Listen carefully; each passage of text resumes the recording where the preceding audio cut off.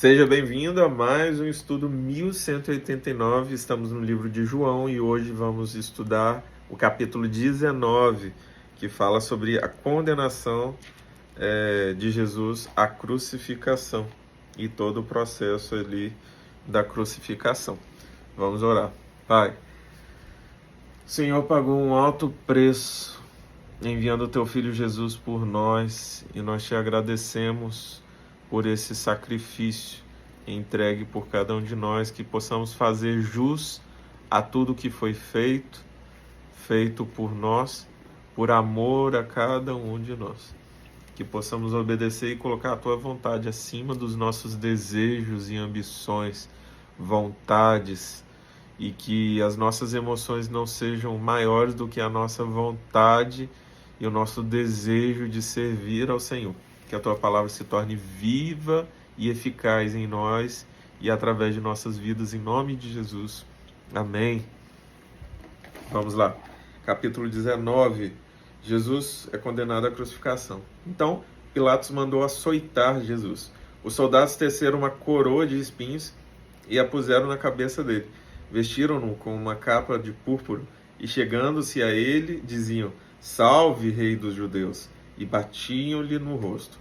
Mais uma vez Pilatos saiu e disse aos judeus: "Vejam, eu estou trazendo a vocês para que saibam que não acho nele motivo algum de acusação."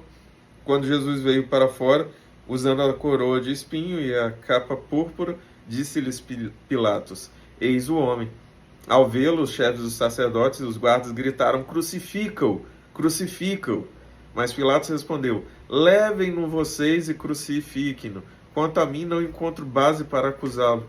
Os judeus insistiram: "Temos uma lei, e de acordo com essa lei ele deve morrer, porque se declarou filho de Deus."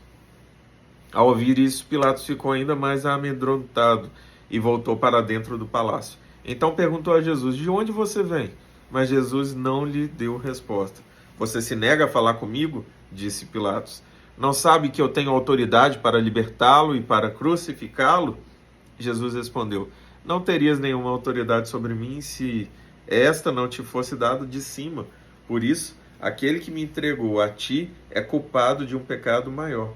Daí em diante, Pilatos procurou libertar Jesus, mas os judeus gritavam: "Se deixares esse homem livre, não és amigo de César.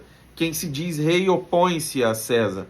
Ao ouvir isso, Pilatos trouxe Jesus para fora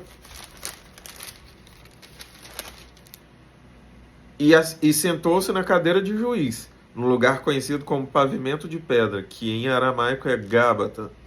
Era o dia da preparação na semana de Páscoa, por volta do meio-dia.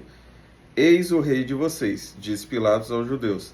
Mas eles gritaram: "Mata, mata, crucifica-o." "Devo crucificar o rei de vocês?" perguntou Pilatos. "Não temos rei senão César", responderam os chefes dos sacerdotes. Finalmente, Pilatos o entregou a eles para ser crucificado. Aqui eu vejo uma atitude de desespero desses judeus que, mesmo diante do domínio de Roma e da humilhação que Roma criava sobre a vida dos judeus na cobrança de impostos, no distrato e na humilhação de forma geral, eles se submetem ao reinado de Roma e usam a política a favor daquele desejo de morte que eles estavam carregando em relação a Jesus. E eles deixam claro: "Pilatos, se você é amigo do rei, você vai fazer isso, porque ele está se dizendo o rei e nosso rei é César." Olha como que eles fizeram uso de uma estratégia muito horrível, má. Se submeteram a uma autoridade que eles não acreditavam ser a verdadeira autoridade, apenas para conseguir a morte de Jesus, obrigando Pilatos a tomar aquela atitude. E ele teve que ceder, porque diante daquilo ele viu que realmente eles estavam dispostos a ir até as últimas consequências. E se chega aos ouvidos de César que Pilatos tinha permitido que um rei judeu estava vivendo e de alguma forma oferecendo algum perigo ao reinado de Roma, isso seria péssimo para Pilatos. Então foi uma atitude desesperada desse povo. Continuando.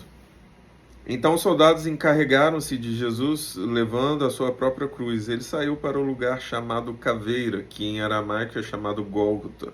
Ali o crucificaram e com ele 2 outros, um de cada lado de Jesus.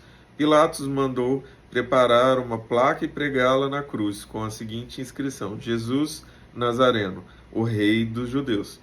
Muitos dos judeus leram a placa, pois o lugar em que Jesus foi crucificado ficava próximo da cidade, e a placa estava escrita em aramaico, latim e grego.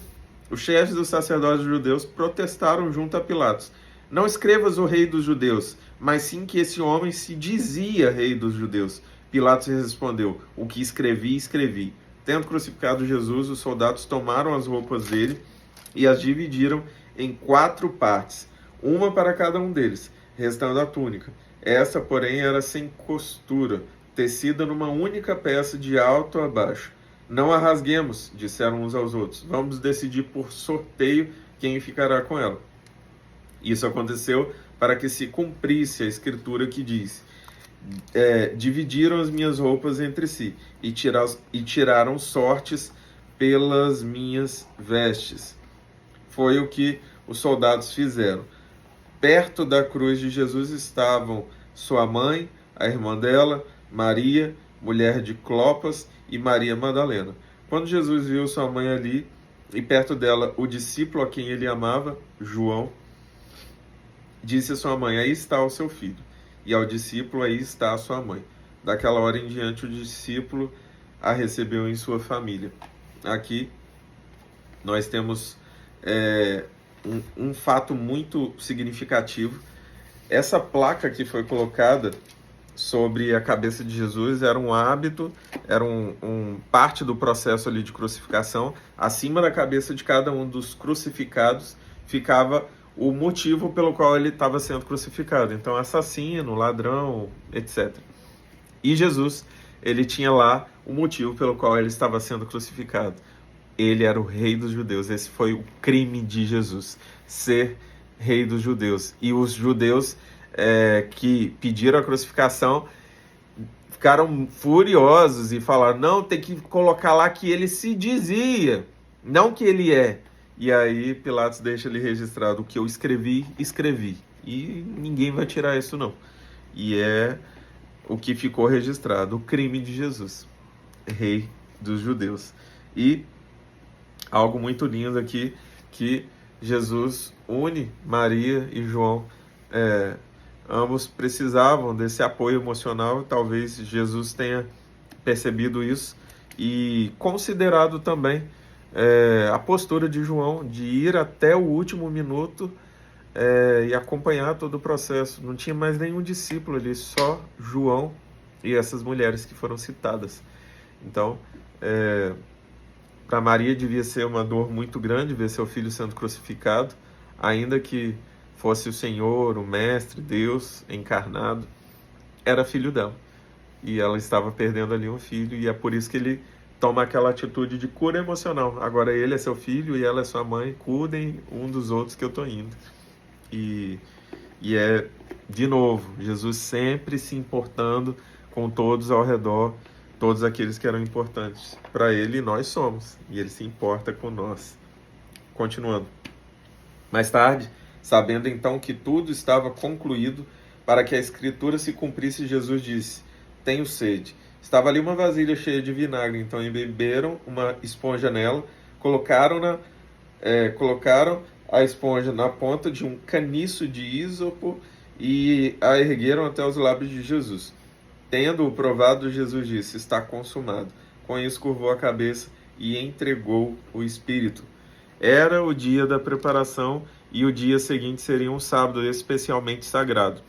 Como não queriam que o corpo permanecesse na cruz durante o sábado, os judeus pediram a Pilatos que mandasse quebrar as pernas dos crucificados e retirar os corpos. Quebrar as pernas é um processo para agilizar a morte, através da crucificação, porque a pessoa que é crucificada, ela morre por insuficiência cardíaca, os pulmões se enchem de água, porque na posição a pessoa não consegue respirar e ela morre afogada ali pelo processo que ocorre no pulmão.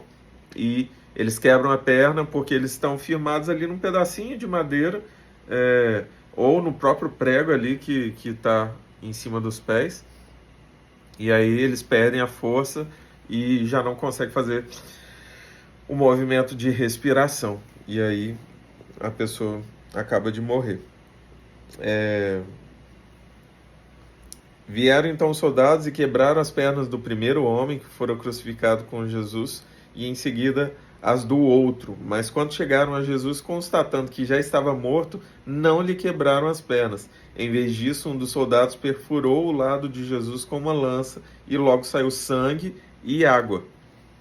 Aquele que o viu disso deu testemunho e o seu testemunho é verdadeiro. Ele sabe que está dizendo a verdade e dela testemunha para que vocês também creiam. Essas coisas aconteceram para que se cumprisse a Escritura. Tem muita parte que fala sobre para que se cumprisse a Escritura. Nenhum dos seus ossos será quebrado. E como diz a Escritura no outro lugar, olharão para aquele que transpassaram. Eu já vi um estudo que fala que o cumprimento de todas essas escrituras falando a respeito de Jesus é simplesmente impossível que se realizem todos na vida de uma pessoa. E isso aconteceu com Jesus. Então, era só mais uma das muitas evidências de quem era Jesus. Depois disso, José de Arimateia pediu a Pilatos o corpo de Jesus. José era discípulo de Jesus, mas o era secretamente, porque tinha medo dos judeus. Com a permissão de Pilatos, veio e levou embora o corpo. Ele estava acompanhado de Nicodemos, aquele que antes tinha visitado Jesus à noite. Nicodemos levou cerca de 34 quilos de uma mistura de mirra e aloés. Tomando o corpo de Jesus, os dois o envolveram em faixas de linho com as especiarias de acordo com os costumes judaicos de sepultamento. No lugar onde Jesus foi crucificado, havia um jardim, e no jardim um sepulcro novo, onde ninguém jamais fora colocado. Por ser o dia da preparação dos judeus, e visto que o sepulcro ficava perto, colocaram Jesus ali. E Jesus é sepultado com todas as honrarias em linho, com ervas que fazem a preparação ali do sepultamento, num sepulcro, numa escavação, numa pedra, numa caverna, vamos dizer assim. Os sepulcros, o cemitério eram nas rochas que eram escavadas e eles colocavam ali os corpos. E eu visitei onde supostamente Jesus foi sepultado e esse jardim do sepulcro, e é uma experiência muito forte, muito intensa de estar no suposto local onde Jesus esteve pela última vez, no caso o corpo dele. E José de Arimateia, um homem muito influente, um dos discípulos ocultos de Jesus, Nicodemos também seguia à distância Jesus, e aí fica claro, homens poderosos que usaram o poder dele para poder pegar o corpo e dar um final mais honroso, porque senão ele seria lançado em qualquer local. E dessa forma, o corpo de Jesus ficou protegido e fica registrado aí que esse corpo foi muito protegido para que ninguém colocasse em dúvida o fato de Jesus ter sido ressuscitado. E é isso. Mais um capítulo lido, comentado. E você que já estudou esse capítulo, tem algo a acrescentar, coloca aqui nos comentários e abençoa a minha vida e a vida daqueles que estão vindo aqui para ler a palavra juntamente comigo e também para compreender um pouquinho daquilo que o Senhor quer nos falar. Que Deus nos abençoe. Um abraço.